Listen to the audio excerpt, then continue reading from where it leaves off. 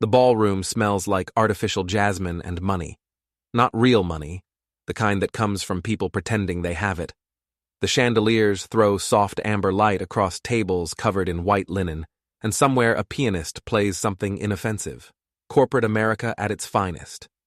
Everyone here works for Bridgemont Solutions, the marketing firm where my daughter-in-law, Melissa, climbs the ladder by stepping on anyone below her, including me. I'm standing near the back wall, nursing a glass of water someone handed me like I'm decoration. Like I'm the old family dog they brought along to show they're compassionate. Josh, my son, stands 15 feet away with his hands in his pockets, jaw tight, looking at the floor. He won't meet my eyes, hasn't met them in weeks. Melissa has the microphone. She's wearing a navy dress that probably cost more than my monthly grocery bill, and her hair is pulled back in that severe style she thinks makes her look powerful. She's talking about resilience, about making tough choices, about protecting what matters. You know, she says, her voice amplified across the room, we don't talk enough about the sacrifices women make in leadership roles. People nod. A few murmur agreement. We're expected to be nurturing at home and ruthless at work. But what happens when those worlds collide? What happens when family becomes a liability? My stomach tightens. I know where this is going. She glances toward me. Just a flicker of her eyes, enough for the people near her to follow the look. Enough to mark me. My father-in-law is here tonight. She smiles, but it doesn't reach her eyes. Frank Dillon. Wave, Frank. I don't wave. Frank raised my husband. He ran a little auto garage for years. Blue collar, hard work. She pauses, letting that phrase settle. Little, blue collar, like they're synonyms for irrelevant. But sometimes, hard work isn't enough. Sometimes age catches up. Sometimes we have to make the hardest choice of all. We have to protect our children from the people we love. A woman at a nearby table tilts her head sympathetically. Frank hasn't seen his grandchildren in 3 months. Melissa's voice drops, goes soft, wounded. It breaks my heart. But I had to draw that line. I had to say no. Because my kids come first. Their safety comes first. And when someone becomes unstable, when they can't manage their own finances, when they lash out, when they refuse help, you do what you have to do. Unstable. Lash out, refuse help. She's rewriting history in real time, turning my resistance to their con into proof of my incompetence. Josh still hasn't looked up. I know it's painful. She looks directly at me now. I know he feels abandoned, but frankly, Frank, you did this to yourself. You refused every offer of help. You refused to admit you needed support. And now? She shakes her head slowly, performing sorrow for the crowd. Now we're looking at nursing homes. Because you can't keep living alone. You're a danger to yourself. Someone actually claps. Just one person, but it's enough. She leans into the mic, and her voice hardens. You're a disgusting failure. Before we go any further, take a second to subscribe, hit the hype button, and like the video. It really helps the channel grow. And tell us in the comments, what would you do in this situation? The room goes still. She said it. She actually said it. Into a microphone. In front of her boss, her colleagues, everyone she's trying to impress with her decisive strength and boundary-setting courage. My hands don't shake. They want to, but I don't let them. I've been a lot of things in my life. A husband, a father, a mechanic who could strip an engine and put it back together cleaner than it started. I've been broke, tired, invisible. I've been widowed and written off. But I have never been this kind of angry. It's not the hot anger that makes you yell. It's the cold kind. The kind that makes you think. The kind that makes you wait. The kind that makes you plan. I look at Josh. He's staring at Melissa now, his face blank, his silence a betrayal louder than any insult she could throw. Then I move. I don't rush. I don't shout. I walk calmly across the ballroom floor, shoes clicking on polished wood, until I'm standing next to Melissa, close enough to take the microphone she's still holding. She jerks it away, but I don't grab for it. I just look at her, and she sees something in my face that makes her freeze. "Excuse me," I say quietly, politely. She hands me the mic. The room is watching now. Really watching. I can feel the weight of their attention, the curiosity mixed with discomfort. They want to see what the crazy old man does next. I look at the projection screen behind Melissa. Big, white, blank. "Please," I say into the microphone, my voice steady and clear. "Watch the screen." Melissa's face drains of color. She knows. She doesn't know exactly what I have, but she knows I have something. I can see it in the way her breath catches, in the way her hand moves instinctively toward the projector like she's going to rip the plug out of the wall. Josh's head snaps up. His eyes lock on mine, and for the first time in weeks, he's really looking at me. There's fear there. Good. I reach into my jacket pocket and pull out a small remote, the kind that connects to a laptop. Grace helped me set this up yesterday. Walked me through it 3 times to make sure I wouldn't fumble. I'm not going to fumble. My thumb hovers over the button. Melissa takes a step toward me, her hand outstretched. "Frank, don't!" But the screen is already flickering to life. 2 weeks earlier, before I made their world stop breathing, the lawyer's office smells like stale coffee and the kind of cheap air freshener they use in funeral homes. I'm sitting across from a woman named Jennifer Pryor, who looks too young to have the job she has. She's maybe 30, blonde hair in a ponytail, wearing a gray pantsuit that's probably her only good one. On the desk between us is a stack of papers I didn't ask for. "Mr. Dillon," she says, tapping a pen against the folder, "I need you to understand something. Your son filed these documents 3 days ago." I stare at the papers. The top one says, "Petition for conservatorship." "He's trying to get legal control of your finances," she continues. "He claims you're mentally incompetent. He's submitted statements from neighbors, records showing you sold your garage under duress." "I didn't sell it under duress," I interrupt. "I didn't sell it at all. Josh did. He forged my signature." Her face doesn't change. She's heard worse. "Can you prove that?" "Not yet." "Then it's his word against yours, and if he gets a doctor to sign off saying you're not mentally sound..." "I'm sitting here having a coherent conversation with you," I snap. "Do I sound incompetent?" "That's not how the court will see it, Mr. Dillon. They'll see an older man living alone, recently widowed, who sold his business abruptly and now claims he didn't authorize it. They'll see someone who might need help." I lean back in the chair, and it creaks under me. How much is this going to cost me? To fight it? Probably $20,000, maybe more. I don't have $20,000. Josh knows that. That's the point. What happens if I don't fight? She closes the folder. "Then in about 60 days, your son gets power of attorney. He controls your bank accounts. He can sell your house. He can decide where you live, what medical care you receive, whether you're allowed to drive. Legally, you become his dependent." The words sit in the air between us, heavy and final. "Is there anything I can do?" I ask. She looks at me for a long moment. Then she sighs. "Document everything. Every conversation. Every interaction.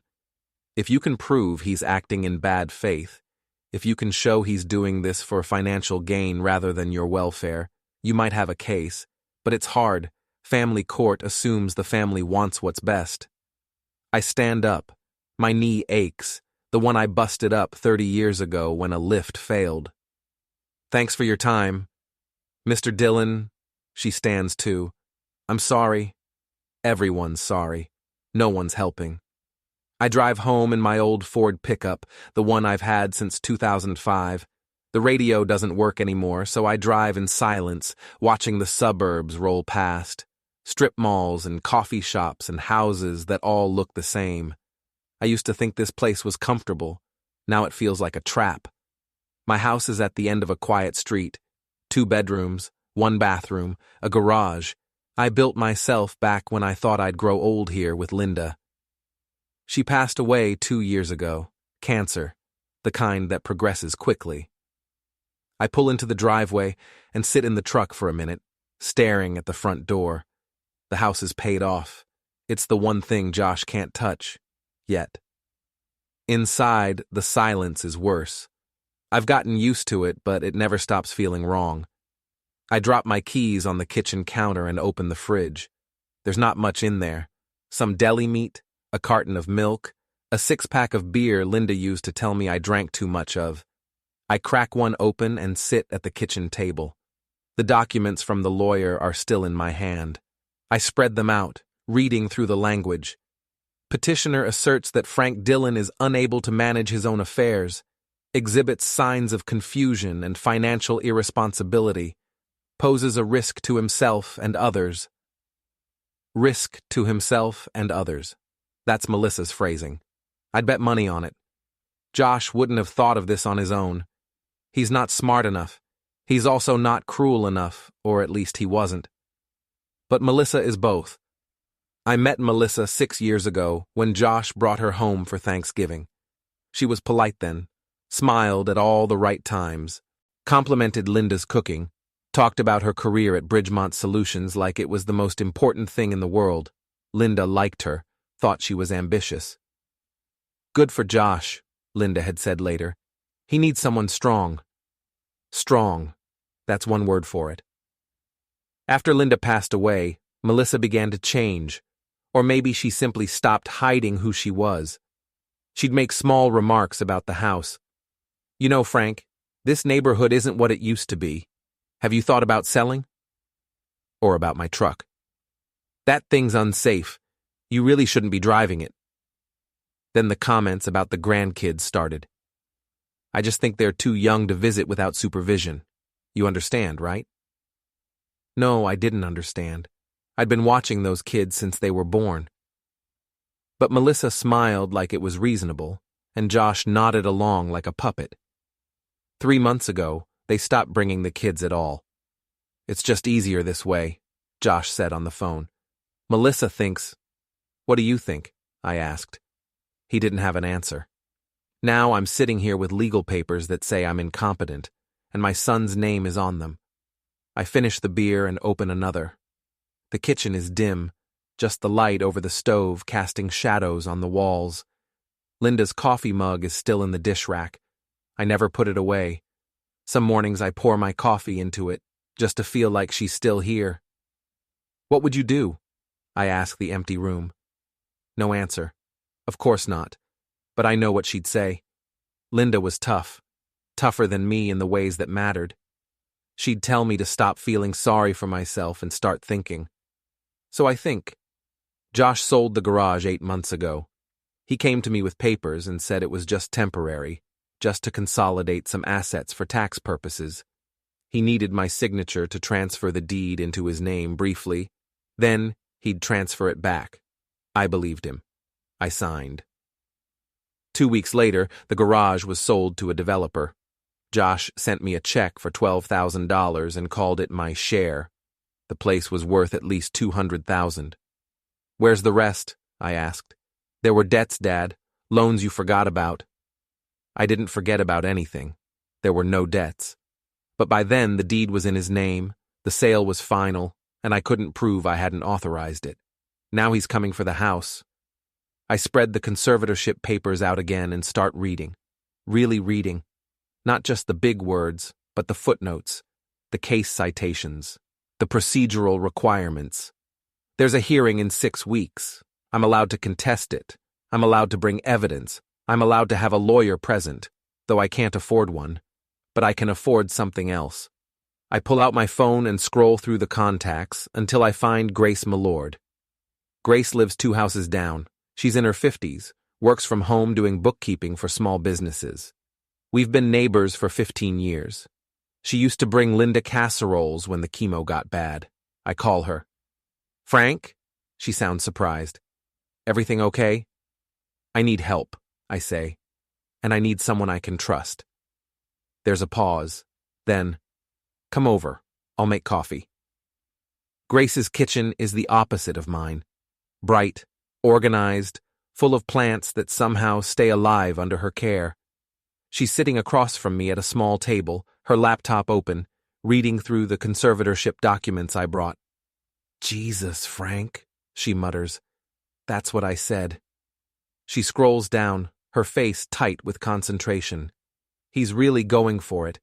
Medical records request, financial audit, home inspection. He's not messing around. Can they do that? Just take over my life? If a judge signs off, yeah. Happens more than you'd think. Adult kids get power of attorney over aging parents all the time. Sometimes it's necessary. Sometimes... She trails off, looking at me. Sometimes it's not. It's not, I say flatly. I know. She closes the laptop. What do you need from me? I lean forward, resting my elbows on the table. I need to prove Josh is doing this for the money. Not because he thinks I'm incompetent. I need to prove he's lying. That's going to be hard. I know. You'd need recordings, documents, something concrete that shows intent. Can you help me get that? Grace looks at me for a long time, then she nods. Yeah, I can help. Over the next hour, she walks me through it. Explains what counts as evidence in court. Explains how to document conversations without breaking wiretapping laws.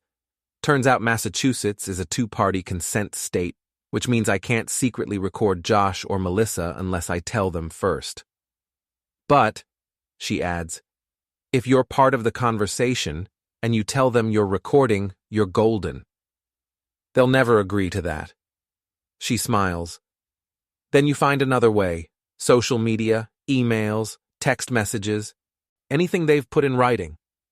What if they haven't put anything in writing? Then you get them talking in public, where witnesses are present. I think about that. Public. Witnesses. Melissa has a company event coming up, I say slowly. Some corporate party at a hotel. Josh mentioned it last week, said it was mandatory. Grace raises an eyebrow. You thinking of crashing? I'm thinking of getting invited. She grins. You're smarter than they think, aren't you? I'm a mechanic, Grace. I solve problems. Over the next few days, I start documenting every email Josh has sent me in the past year, every text message, every voicemail. Most of it's innocuous, just normal son-to-father check-ins back when he was still pretending to care. But a few messages stand out. One from 4 months ago. Dad, we really think you should consider assisted living, just for your own safety. One from 6 months ago. Melissa's concerned about your decision-making lately. Have you thought about seeing a doctor? They're building a narrative. Slow, careful, planting seeds in case they ever need to harvest them. They needed to harvest them. I print everything. I organize it into a folder. I bring it back to Grace. Good, she says, flipping through the pages. This shows premeditation. They've been setting this up for a while. What else do I need, she thinks. You need proof that Josh took your money, proof that he's lying about the garage sale, and ideally, you need them on record admitting it. How do I get that? You're going to have to get creative. Creative. Right. I drive past the old garage a few days later. It's already half demolished. The sign that used to say Dillon Auto Repair is gone, replaced by a construction fence and a banner advertising luxury condos coming soon. I built that place with my hands. Spent 30 years there, elbows deep in engines, talking to customers, fixing things people thought were unfixable. Josh sold it out from under me in less than a month. I park across the street and just sit there, watching the wrecking crew tear down the walls. It hurts more than I expected. Not because I wanted to keep working, I didn't. I'm 63, my back's shot, and I was ready to retire. But I wanted it to be my choice. That's what they took. Not just the money, the choice. My phone buzzes. A text from Josh. Dad, we need to talk. Can you come by the house this weekend? I stare at the message. He never invites me to the house anymore. Melissa doesn't allow it. This is a setup.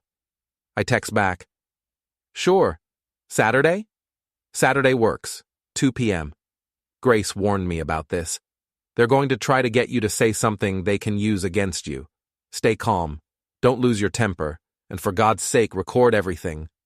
I show up Saturday at 2 p.m. sharp. Josh and Melissa's house is in a newer development, one of those places where every lawn looks the same and the HOA fines you if your mailbox is the wrong shade of beige. Melissa answers the door. She's wearing yoga pants and a tight smile. Frank, come in. The house is spotless, it always is. Melissa runs it like a military operation. No clutter, no mess, no personality. Josh is in the living room, sitting on the edge of the couch like he's waiting for a job interview. He stands when I walk in. Hey, Dad. Josh. We don't hug. Sit down, Melissa says, gesturing to a chair across from the couch. We need to discuss some things. I sit. My phone is in my jacket pocket, recording. I told them when I walked in, said I wanted to keep a record of family conversations for my own memory, since they're so concerned about my memory. Melissa's smile tightened, but she didn't object. Two-party consent. Legal. Frank, she starts, folding her hands in her lap like a therapist. We're worried about you. So you've said. We think it's time to make some hard decisions. For your own good. What decisions? Josh clears his throat. We've been talking to a care facility in Brookline. It's really nice, Dad. They have activities, medical staff on site. I'm not going to a nursing home. It's not a nursing home, Melissa interrupts. It's an assisted living community. Same thing. It's not, she says sharply.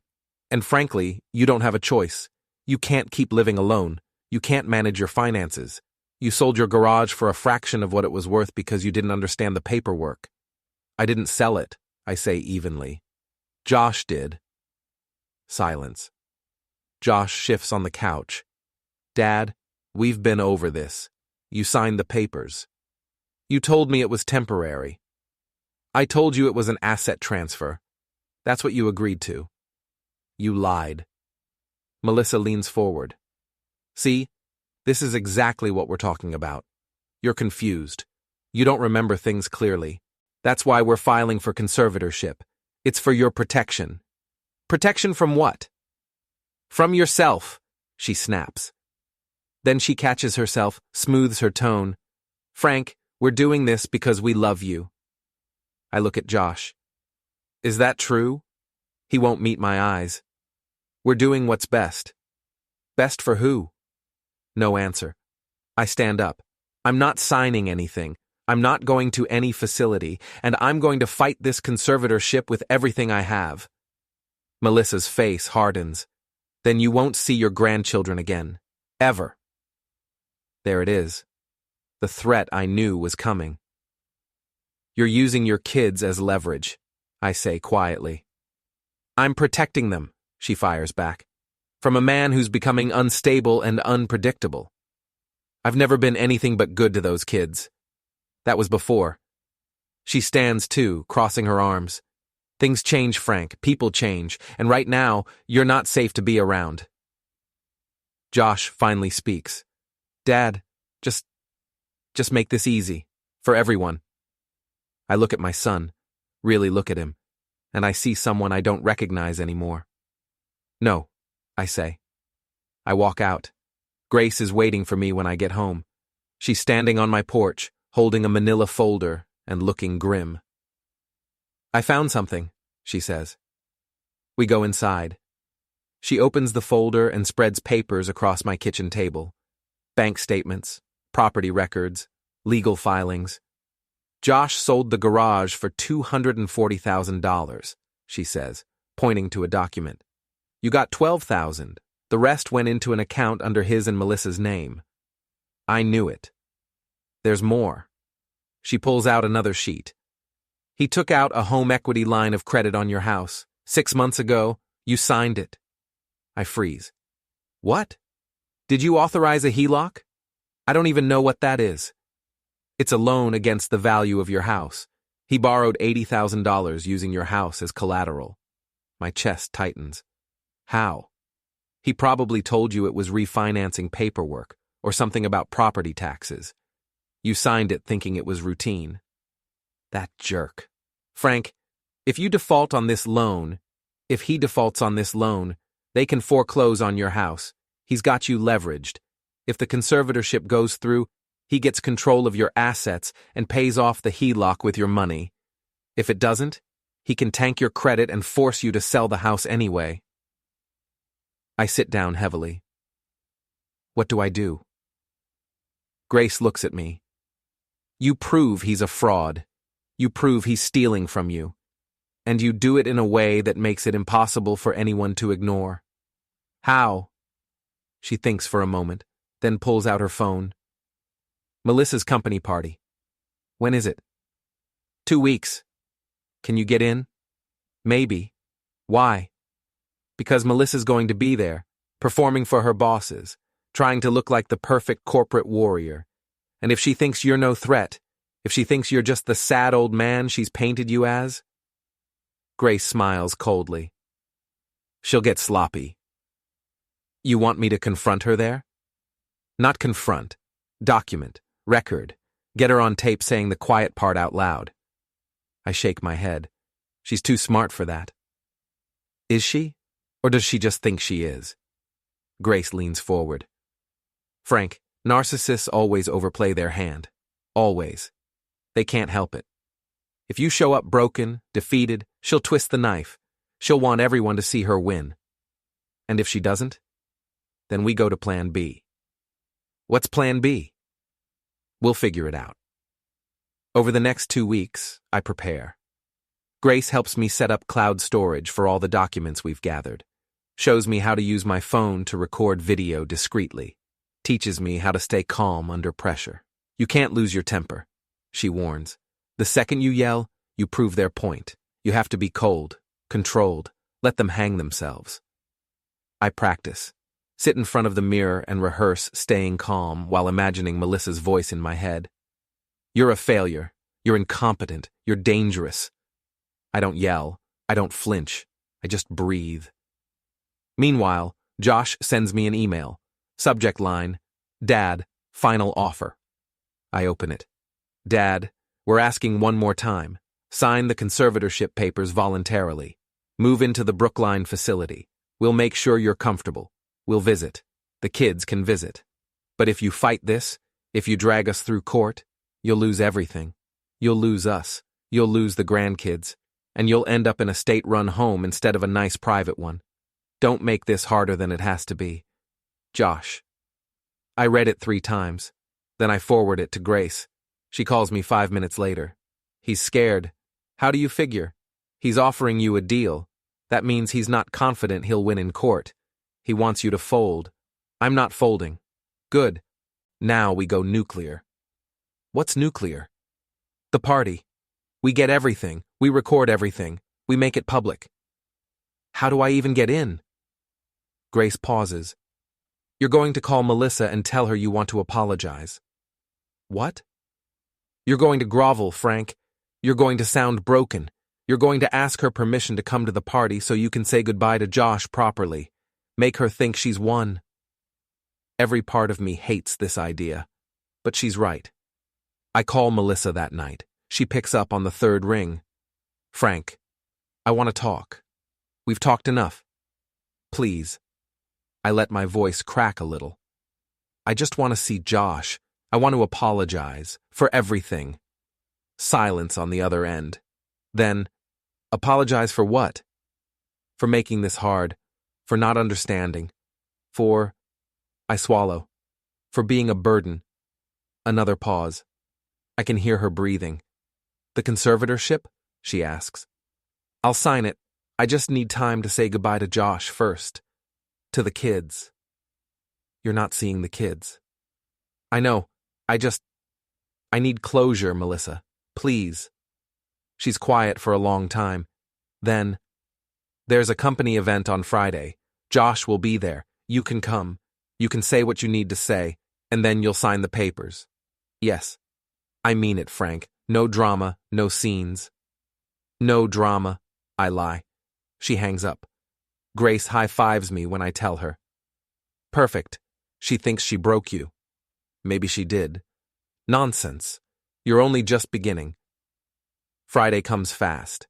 I get dressed in the only suit I own, the one I wore to Linda's funeral. It still fits, barely. I look at myself in the mirror and barely recognize the man staring back. Gray hair, deep lines around my eyes, a tiredness that goes bone deep. But my hands are steady. Grace meets me in the driveway. She's holding a small device, a USB drive with a wireless transmitter. "This connects to your phone," she explains. "You'll control the presentation remotely. I've already loaded everything, Melissa's emails, the financial documents, and," she grins, "audio clips." "Audio? Remember that recording you made at their house? I cleaned it up, isolated the best parts. Melissa threatening you with the grandkids, Josh admitting he transferred assets. It's all there." "Will it work?" "It'll work. Just don't drop the remote." I pocket the USB drive and the remote. My phone is charged, recording app ready. "You good?" Grace asks. "No." "Good. Use that." I drive to the hotel where Bridgemont Solutions rented out a ballroom. The parking lot is full of expensive cars. I find a spot in the back, far from the entrance, and sit there for a minute. This is it. Either I walk in there and destroy them, or I walk away and let them destroy me. Not a hard choice. I get out of the truck and head inside. The ballroom is exactly what I expected. Too warm, too bright, too full of people pretending they like each other. There's a bar in the corner, a catering table with finger foods nobody's eating, and a small stage with a podium and a projection screen.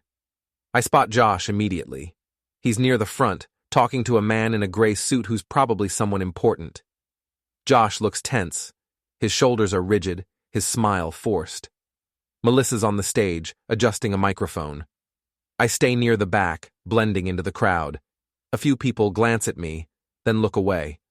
I'm nobody here. Just an old man in a bad suit. Exactly what I need to be. Melissa taps the mic. "Can everyone find a seat? We're about to start." People shuffle into chairs, arranged in rows. I take one in the back corner, near the projector controls.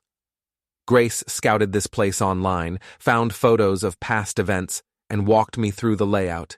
She even called the hotel, pretending to be planning her own event, and asked about their AV setup.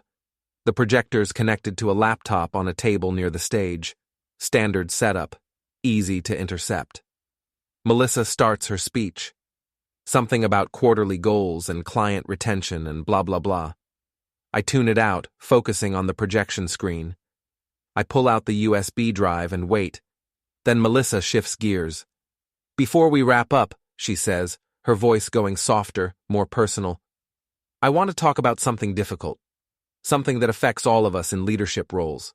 Here we go. Work-life balance. It's a buzzword, right? Everyone talks about it.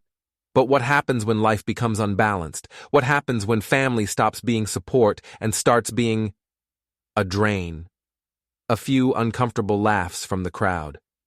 "My father-in-law is here tonight." She gestures vaguely toward the back. People turn to look. I don't move. "Frank Dillon. He raised my husband, ran a little garage for years, hard work." Little garage, hard work. She's setting the stage. But age caught up, and with age came problems.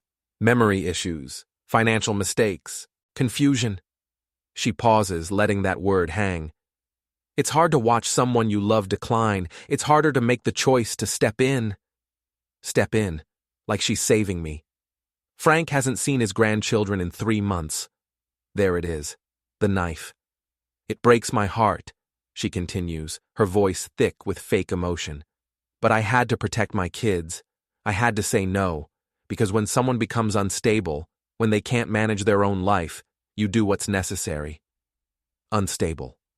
Can't manage. Necessary. She's performing, and it's working. I can see people nodding, sympathetic, buying every word. Josh is staring at the floor.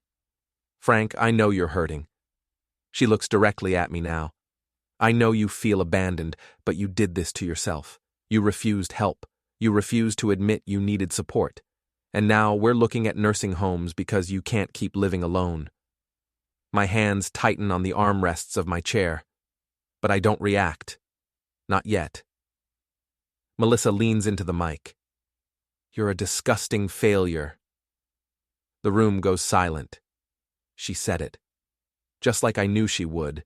Because Melissa can't help herself. She has to win. She has to dominate. And she thinks I'm already beaten. But I'm not beaten. I stand up, slowly, calmly, and I walk toward the stage. People shift in their seats, watching. Josh's head snaps up, his eyes wide. Melissa's still holding the microphone, her face a mask of controlled superiority. I stop a few feet from her. "Don't say anything. Just wait." She hands me the mic. Probably thinks I'm about to apologize in front of everyone. Probably thinks this is her final victory. I take the microphone, and I look at the blank projection screen. "Please," I say, my voice steady and clear. "Watch the screen." Melissa's face drains of color.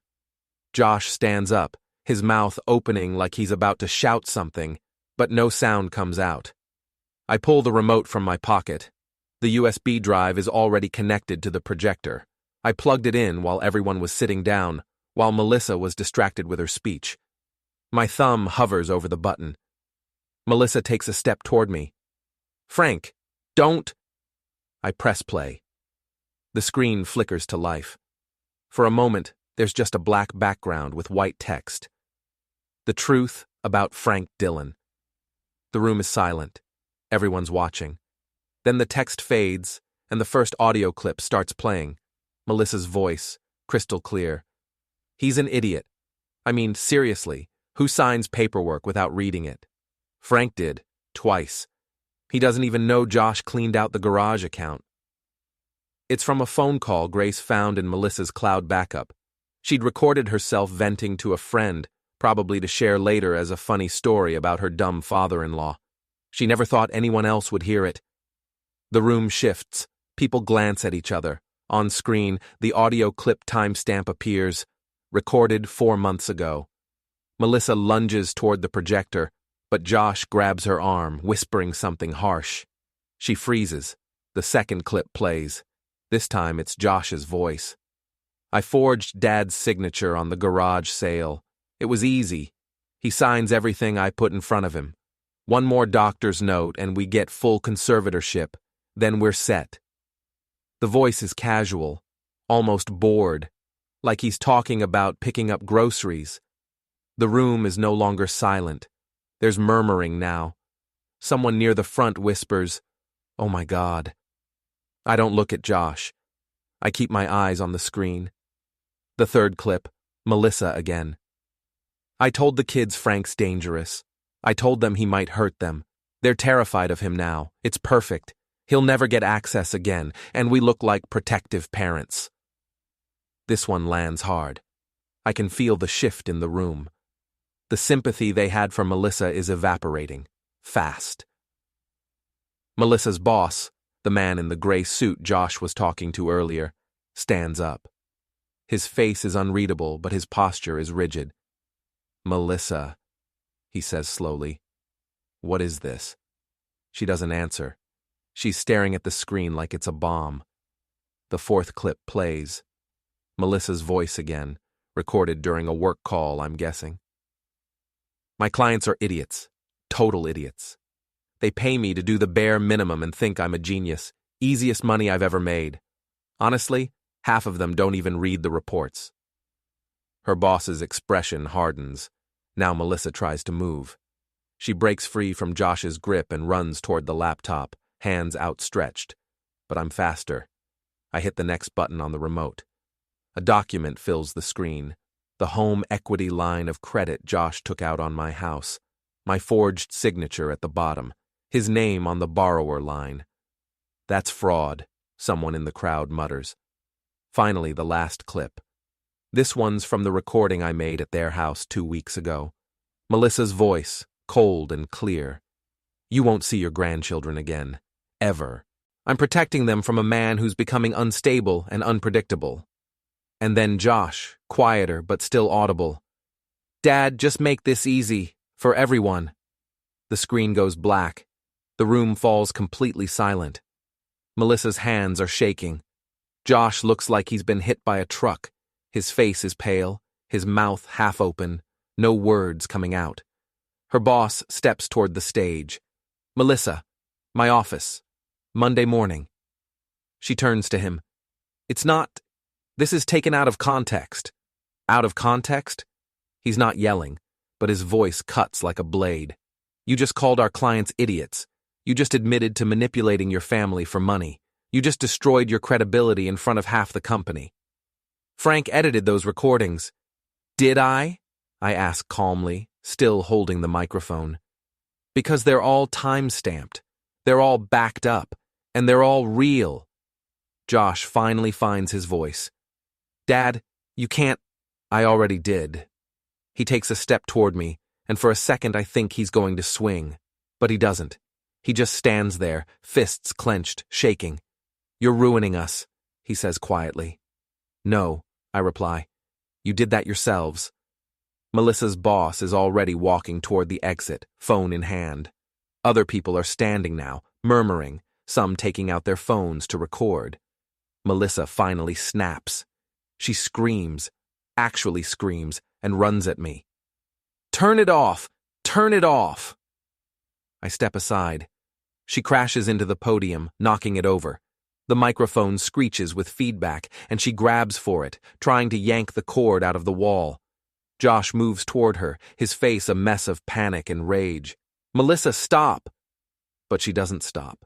She's clawing at the laptop now, trying to rip the USB drive out. Her hands are shaking so hard she can't get a grip. I walk toward her. Slowly. "You called me a failure," I say. She freezes, her hands still on the laptop. "You said I was disgusting. You said I didn't deserve to see my grandchildren. You said I was dangerous."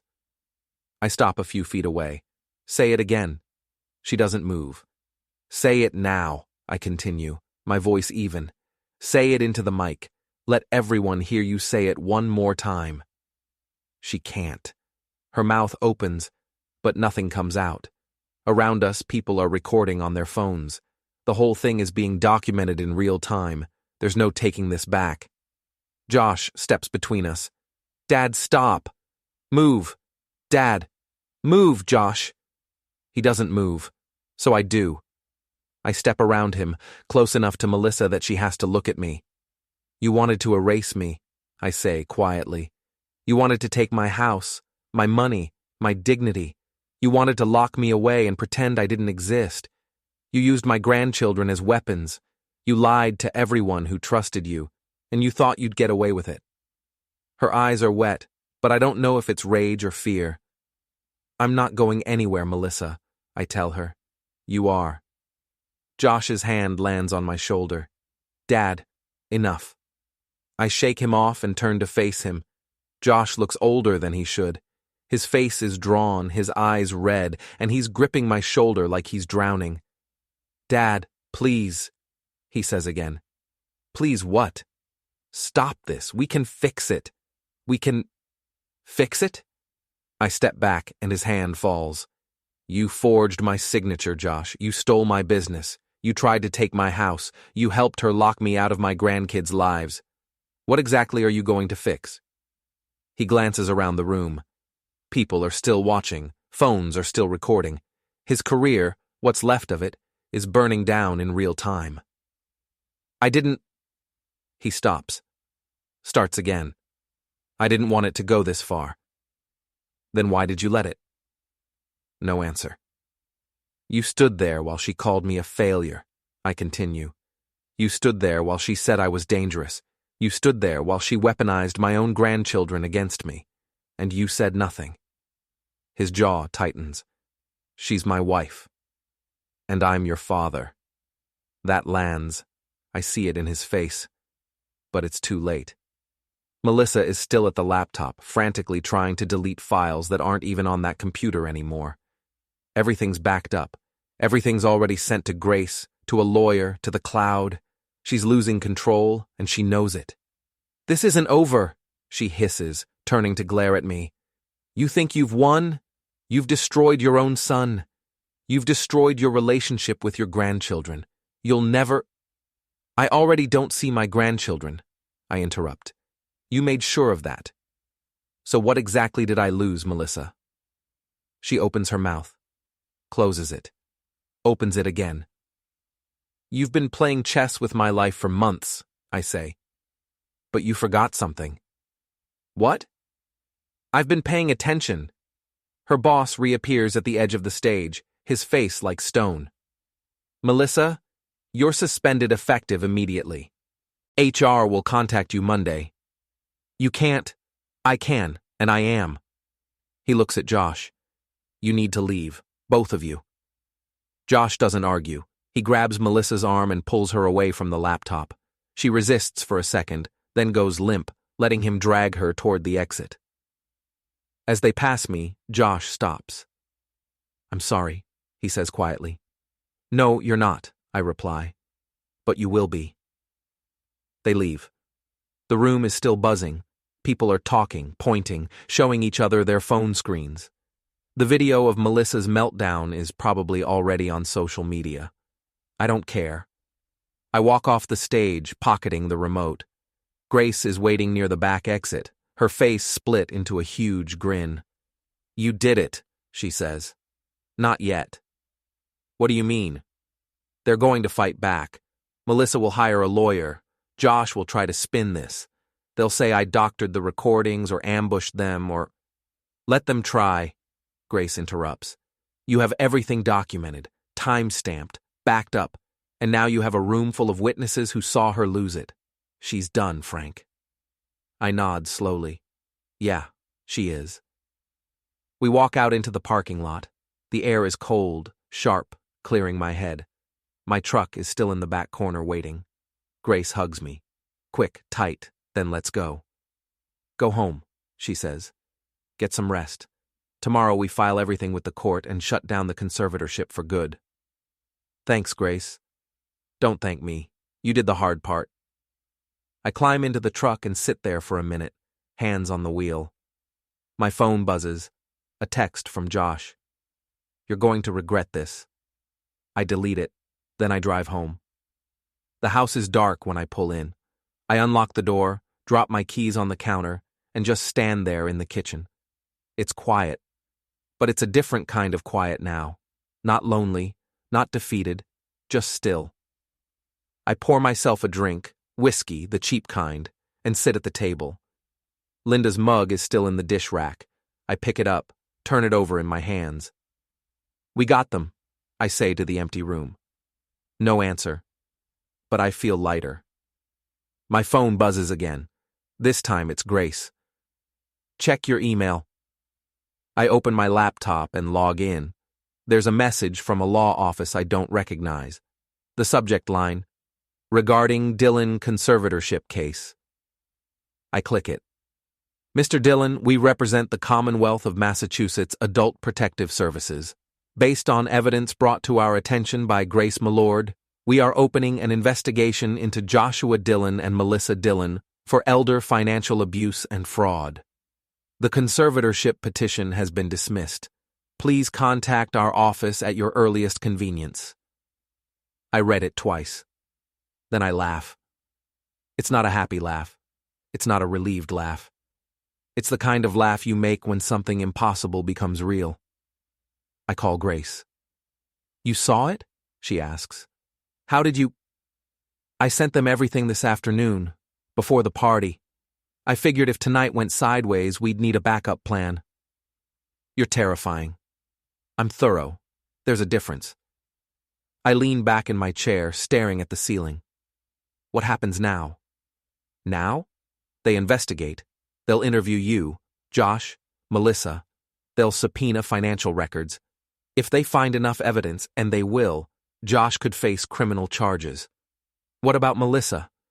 She's done at her company. That's guaranteed. And depending on what else they find, she could face charges too. I close my eyes. What about the grandkids? Grace is quiet for a moment. That's going to be complicated, Frank.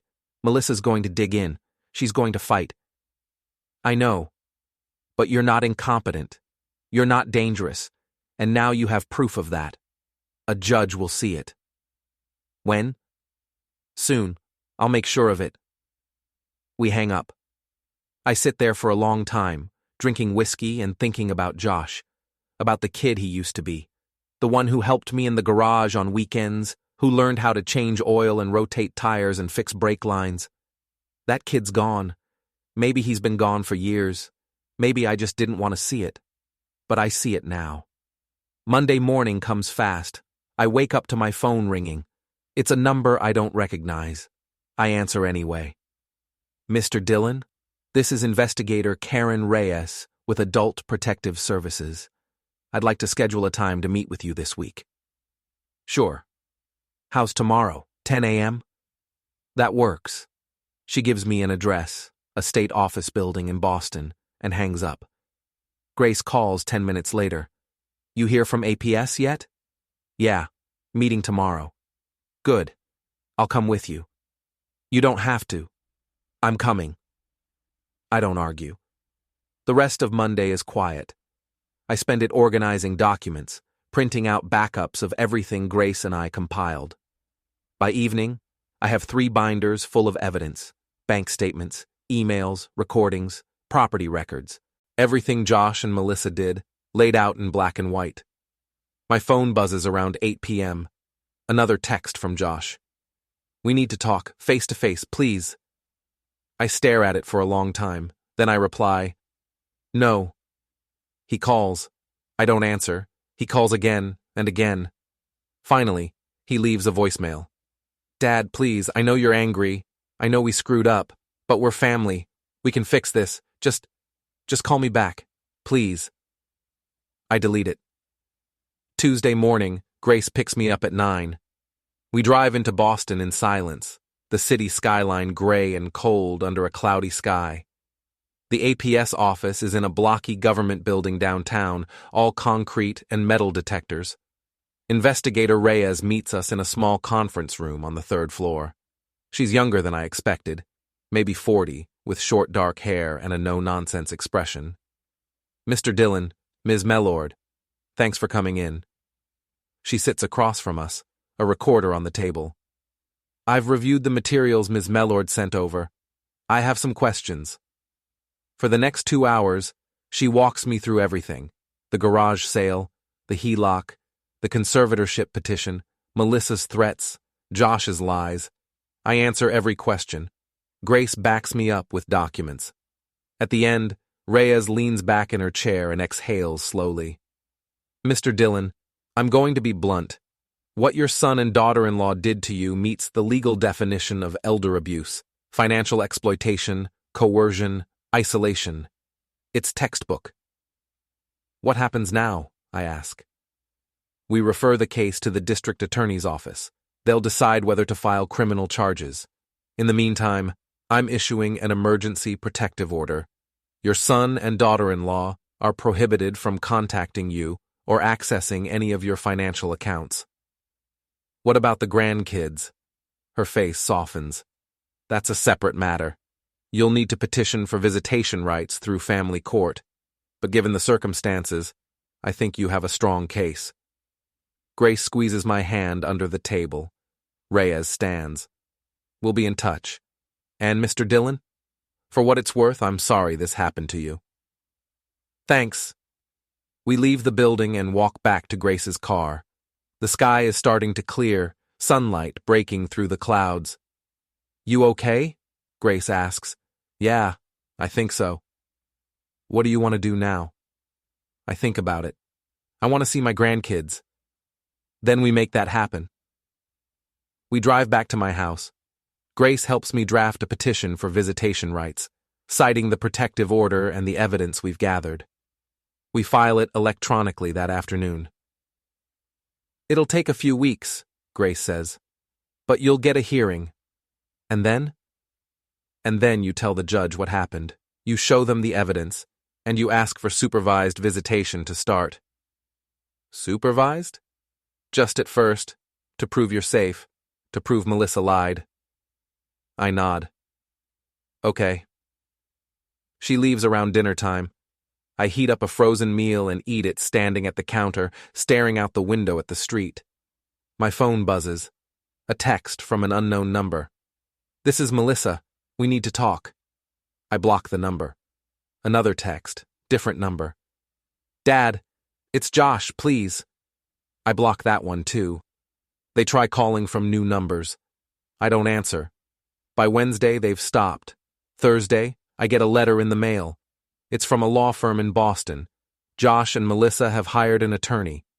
The letter is full of legal jargon, but the message is clear. They're threatening to sue me for defamation. They claim I falsified the recordings.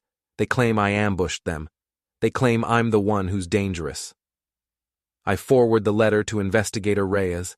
She calls me an hour later. "Ignore it. It's a scare tactic. They're panicking."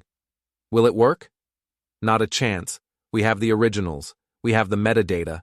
We have witnesses. Their lawyer knows that. He's just doing what they're paying him to do. I hang up and go back to waiting. Friday. Grace calls. The DA's office filed charges: fraud, forgery, elder abuse. Josh and Melissa are being arraigned next week. Both of them? Both of them. I don't feel relief. I don't feel victory. I just feel tired. "Frank?" Grace's voice is gentle. "You okay?" I don't know. "Do you regret it?" I think about that.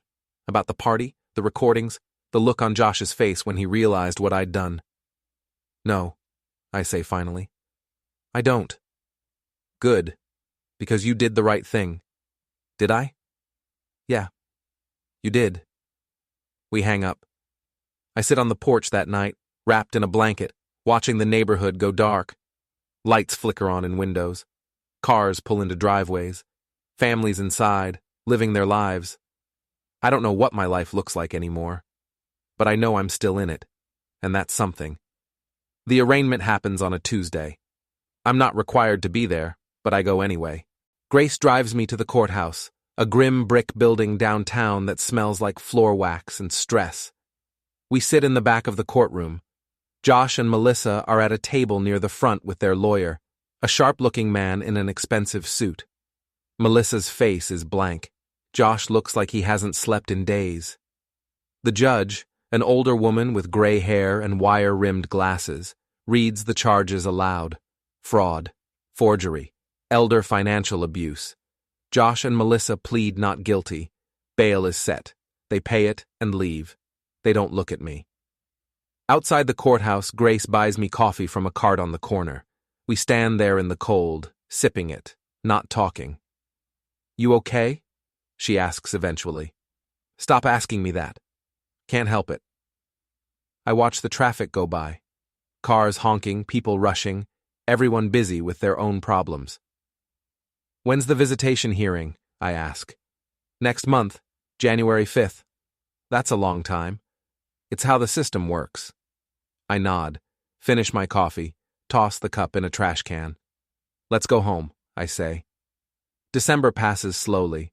I spend most of it alone. Grace checks in every few days, but I don't feel like talking much. I fix things around the house, the leaky faucet in the bathroom, the loose board on the porch, just to have something to do. Christmas comes and goes.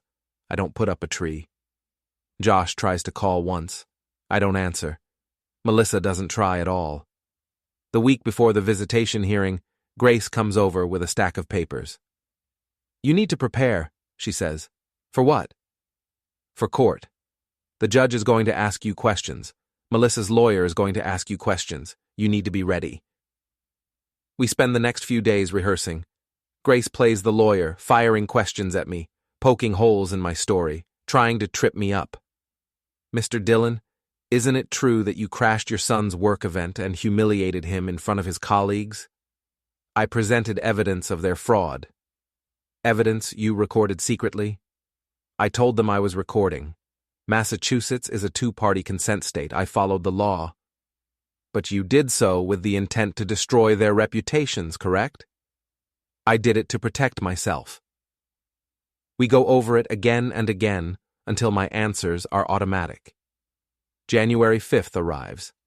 I wear the same suit I wore to the party. It's been dry cleaned since then, but it still feels heavy. Grace drives me to family court. This building is different from the criminal courthouse. Smaller, quieter, sadder somehow. We sit in a waiting area until my name is called. The courtroom is small, just a judge's bench, a few tables, and a handful of chairs. Josh and Melissa are already there with their lawyer. Melissa glares at me. Josh stares at the floor. The judge, a middle-aged man with a tired face, reviews the case file. Mr. Dillon, you're petitioning for supervised visitation with your grandchildren. Is that correct? Yes, Your Honor. Ms. Dillon, you're opposing this petition. Why? Melissa's lawyer stands. Your Honor, Mr. Dillon has demonstrated a pattern of erratic and aggressive behavior. He ambushed our clients at a work event, publicly humiliated them, and has refused all attempts at reconciliation. We believe he poses a risk to the children's emotional well-being. The judge looks at me. Mr. Dillon, how do you respond? I stand.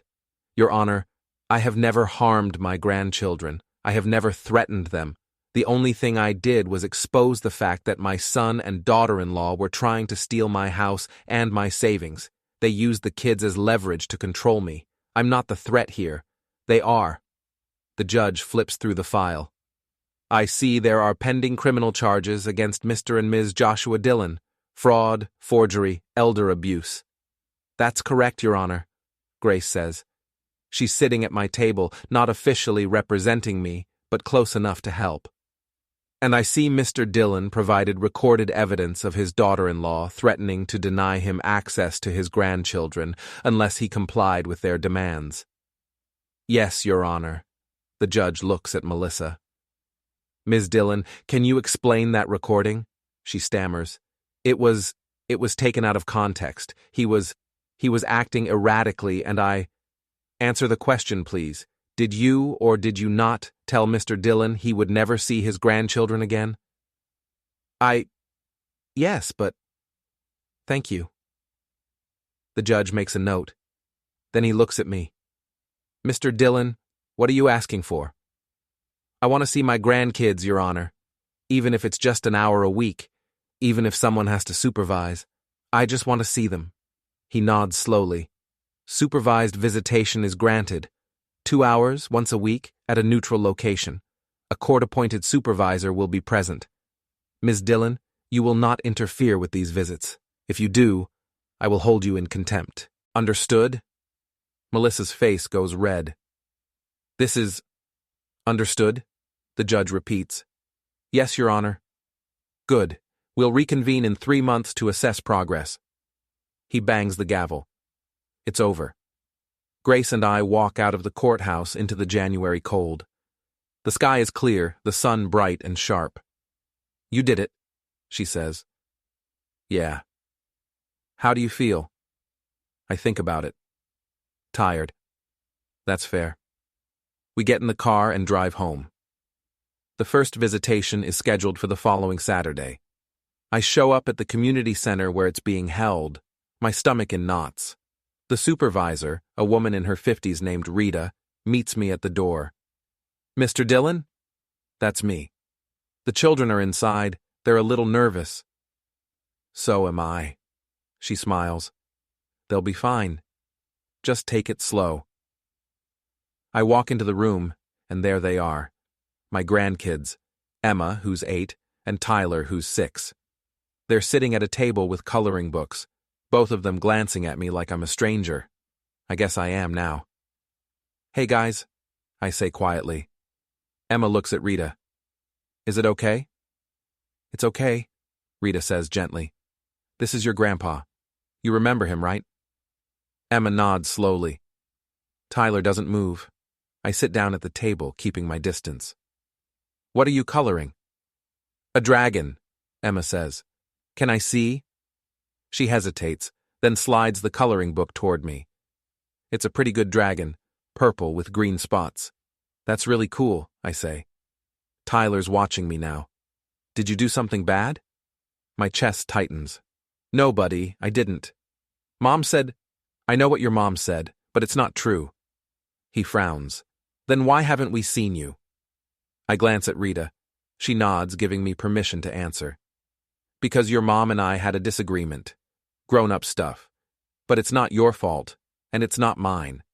Sometimes adults just don't get along. Are you dangerous? Emma asks. No, sweetheart, I'm not. She studies me for a moment. Then she pushes the coloring book back toward me. You can color too if you want. I pick up a crayon. For the next 2 hours, we color. We talk about school, about cartoons, about nothing important. It's awkward at first, but by the end, Tyler's laughing at something I said, and Emma's showing me her drawings. When time's up, I don't want to leave, but I do. See you next week? I ask. Emma nods. Okay. Rita walks me out. You did great. They barely know me. They will. Just give it time. I drive home and sit in the truck for a while, staring at the house. Linda would have been proud. I think. I hope. 3 months pass. The visitations continue. Every Saturday, 2 hours, coloring books and awkward conversations that slowly become less awkward. Emma starts calling me Grandpa again. Tyler still calls me Frank, but he smiles when he sees me now. It's progress. In March, the criminal trial begins. I'm called as a witness. I testify about the garage sale, the HELOC, the conservatorship petition. I stay calm. I stick to the facts. Josh's lawyer tries to rattle me, asks me if I'm vindictive, asks me if I wanted revenge. I wanted justice, I say. There's a difference. The jury deliberates for 2 days. They find Josh guilty on all counts. Melissa gets convicted too. Sentencing is set for April. I don't go to the sentencing hearing. Grace goes and calls me afterward. Josh got 3 years suspended, 5 years probation. Melissa got 2 years suspended. They're both ordered to pay restitution. How much? $240,000. The full amount from the garage sale, plus legal fees, plus damages. I exhale slowly. They'll never pay it. Probably not, but it's on the record, and it means they can't touch you again. Good. The visitations become less supervised. By May, Rita's not in the room anymore. By June, Josh and Melissa are letting me take the kids for the full 2 hours without a fight. Not because they want to, because the judge ordered it. In July, Emma asks if she can come over to my house. I clear it with Rita. She clears it with the court. The answer is yes. So on a Saturday afternoon, Emma and Tyler show up at my door. Josh drops them off and drives away without a word. We spend the afternoon in the garage. I show them the tools I still have, the ones I couldn't sell. I teach Emma how to use a socket wrench. I let Tyler hold a flashlight while I check the oil in my truck. They're fascinated. Can we do this again? Emma asks at the end of the day. Anytime you want, kiddo. Josh picks them up at 6. He doesn't come to the door, just texts me when he's outside. I walk the kids out. Emma hugs me before she gets in the car. Love you, Grandpa. Love you too, sweetheart. Tyler waves. Bye, Frank. Close enough. I stand in the driveway and watch the car disappear down the street. Grace calls that evening. How'd it go? Good, really good. I'm glad. Thanks for everything, Grace. You did the hard part, Frank. We both did, she laughs. Yeah, I guess we did. I hang up and pour myself a drink. Whiskey, the cheap kind. Linda's mug is still in the dish rack. I pour the whiskey into it and take it out to the porch. The neighborhood is quiet. The sun is setting, the sky turning orange and purple. It's beautiful. I think about the party, the recordings, the look on Melissa's face when the screen lit up. I think about Josh lying on the floor in spilled champagne. I think about standing there in front of everyone, holding the microphone and saying, "Please, watch the screen." And I think about walking out of that ballroom with my head up, knowing I'd won. I don't regret it, not even a little. They tried to erase me. They tried to take everything, and I stopped them. I took everything from them instead. Their reputations, their careers, their freedom, their dignity. I gave them exactly what they tried to give me. I smile, take a sip of whiskey, and lean back in my chair. The night is warm. The stars are coming out. Somewhere, Josh and Melissa are probably arguing, probably blaming each other, probably wishing they'd never started this. But they did start it. And I finished it. I raise Linda's mug toward the sky. I won, I say quietly. And I did.